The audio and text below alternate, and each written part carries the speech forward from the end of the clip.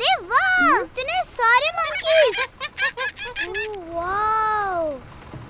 बच्चियों, अपनी अपनी सीट्स पर बैठिए। ब्रेक लगने पर आप गिर सकती हैं और चोट भी लग सकती है। अल्लाह, कितने सारे मंकीज हैं ये। राइका, क्या हुआ राइका? ऐसे क्यों परेशान बैठी हैं? आप ही, मेरे पेट में दर्द हो रहा है, मुझे चक्कर भी आ रहे हैं। मैंने तो कुछ खाया भी नहीं है। राइका, सफर में सिर्फ खाने की वजह से ही नहीं, बल्कि कभी मौसम या पानी बदलने की वजह से भी पेट खराब हो जाता है। या अल्लाह खैर।